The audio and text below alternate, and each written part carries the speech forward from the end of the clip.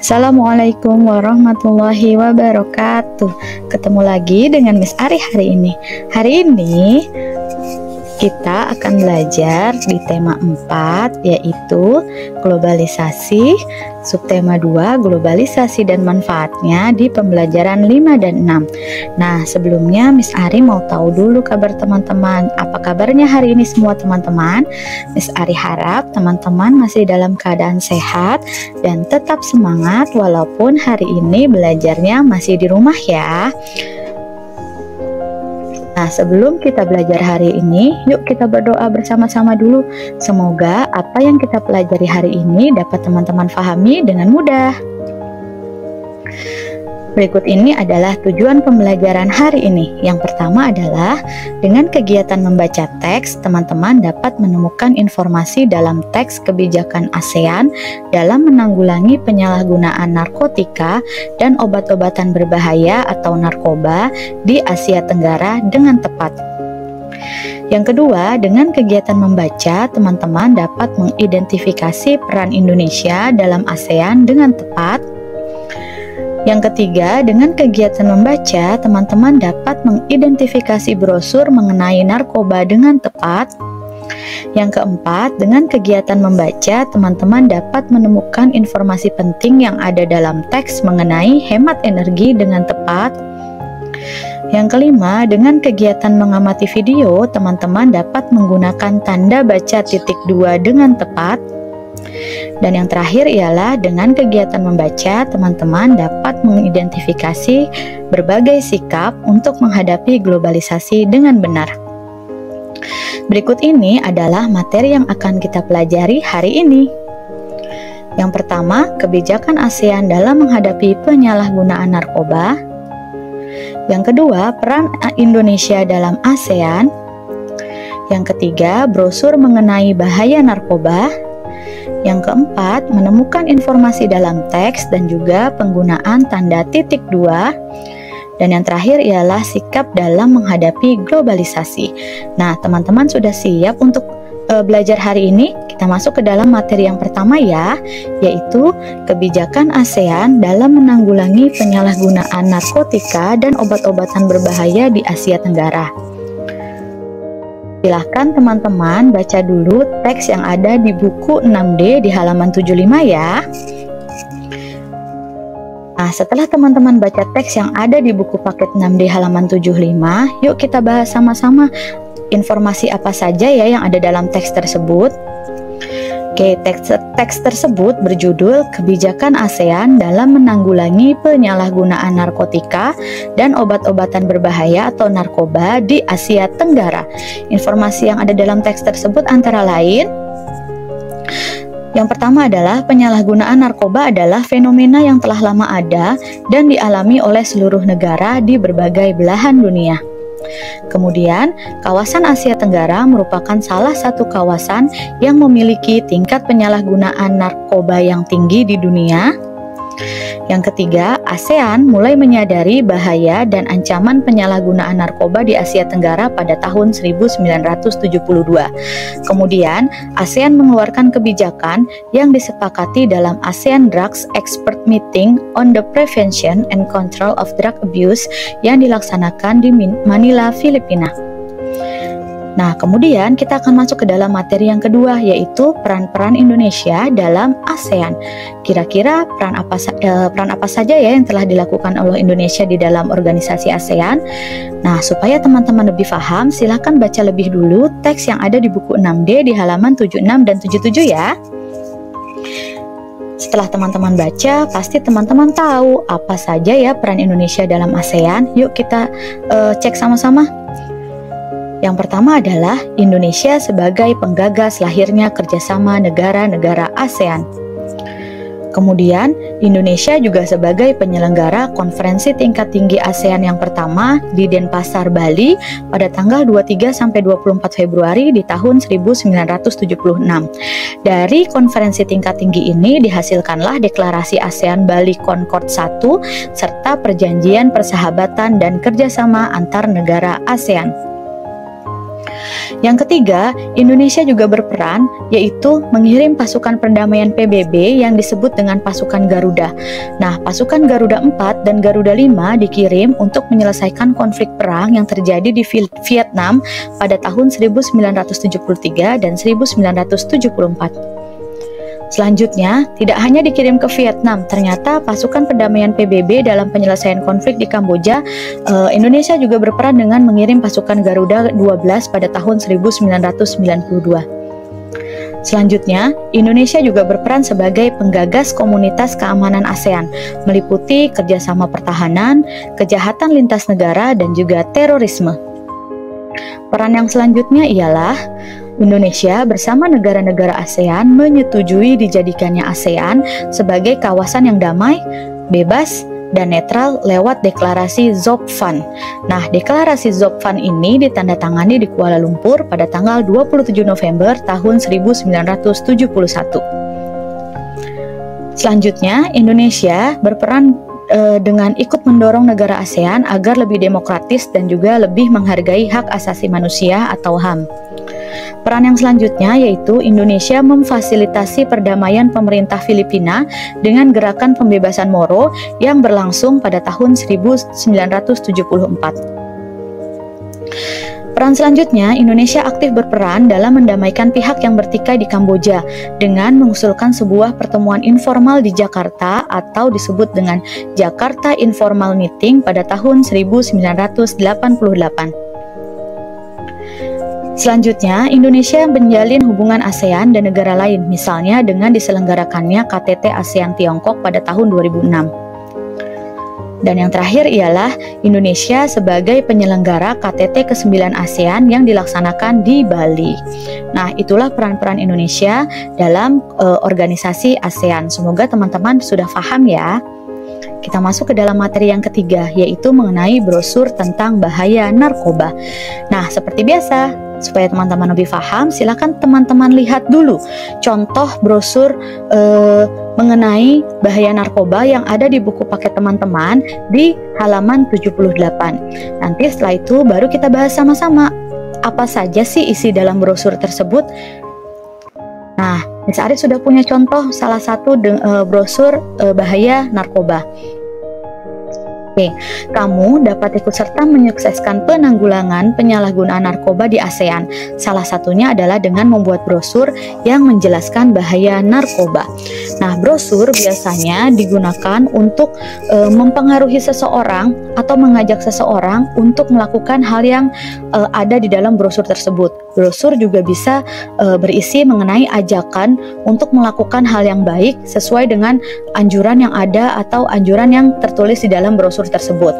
Nah, di sebelah kanan teman-teman, Miss Aris sudah berikan contoh salah satu brosur mengenai bahaya narkoba, di mana brosur ini judulnya adalah Lawan Narkoba Saat Corona. Nah, itu adalah judulnya. Jadi isi brosurnya seharusnya mengacu pada judul dari brosur itu sendiri. Karena ini adalah lawan narkoba, maka isi brosurnya adalah bagaimana ya langkah-langkah atau cara-cara yang dilakukan untuk melawan narkoba di masa pandemi ini. Jadi teman-teman tuliskan seperti brosur di sini. Pertama apa, kedua apa, ketiga apa, keempat apa, kelima apa, dan seterusnya. Jangan lupa sertakan juga kira-kira bahaya narkoba itu apa sih, supaya bisa menjadi pengingat bagi orang-orang yang membaca brosur tersebut gitu. Nah, sampai sini teman-teman paham ya isi dari brosur. Oke, kita masuk ke dalam materi yang selanjutnya ya nak, yaitu menggunakan tanda titik 2. Nah, supaya teman-teman lebih jelas, silakan teman-teman baca dulu teks yang ada di buku 6D halaman 82. Di situ ada teks percakapan dan bagaimana sih cara menulis teks percakapan ada di situ semua. Silakan teman-teman baca lebih dulu, baru nanti akan kita bahas mengenai penggunaan tanda titik 2.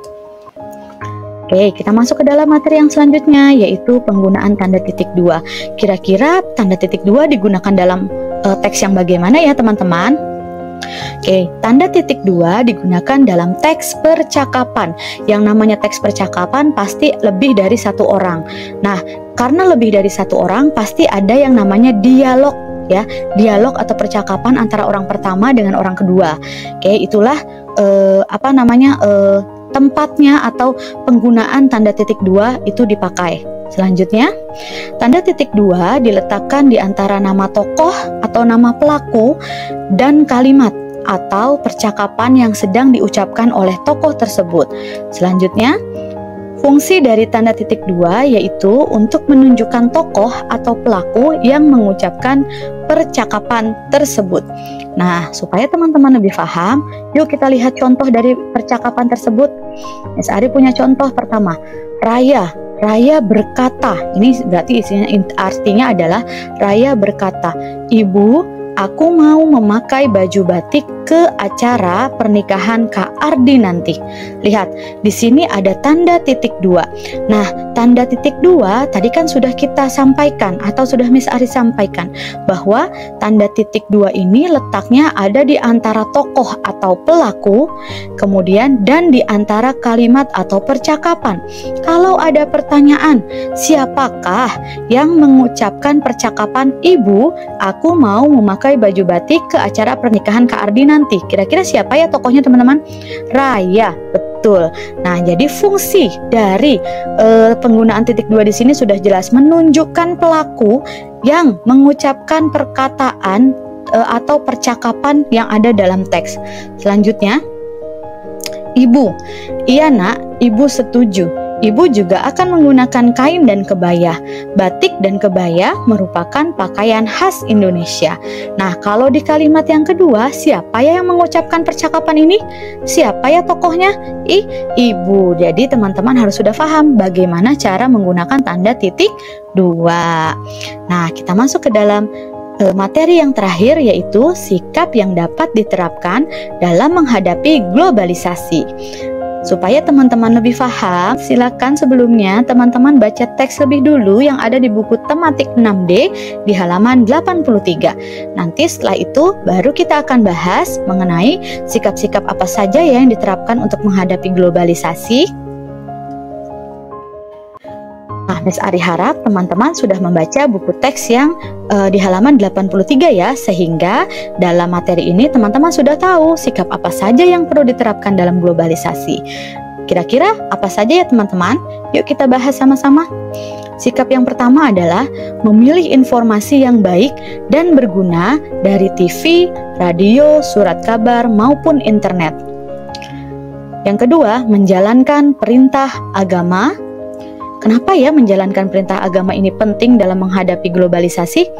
Ya, karena agama ini adalah sebagai sebutannya?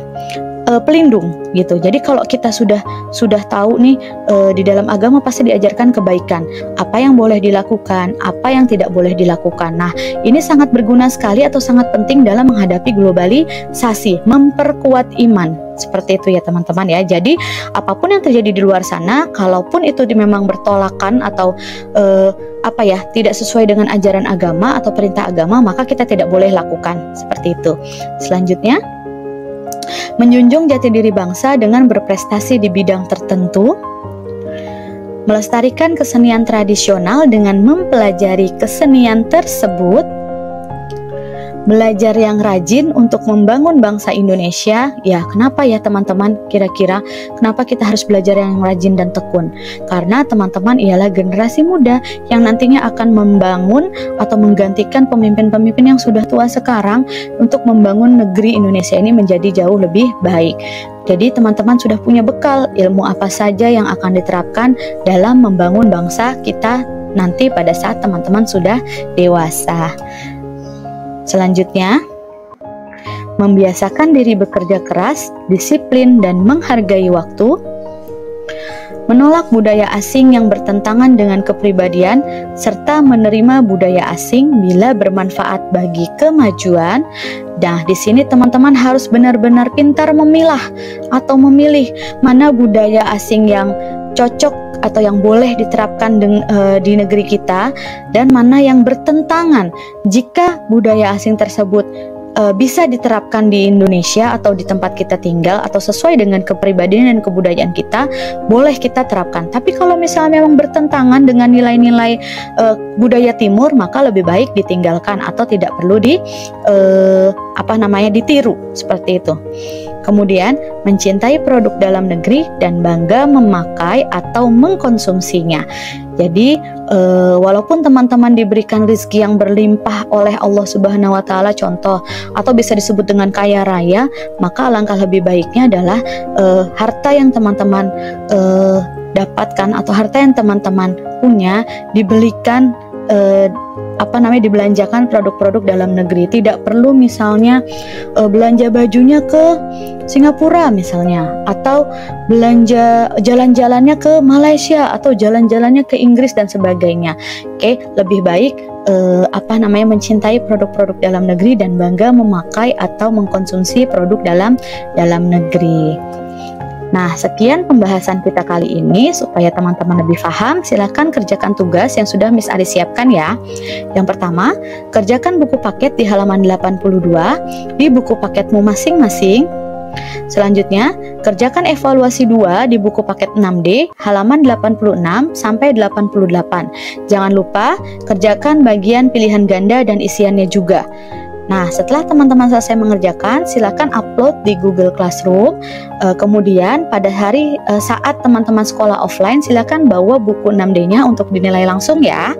Oke, terima kasih teman-teman. Semoga apa yang hari ini kita pelajari dapat teman-teman pahami ya.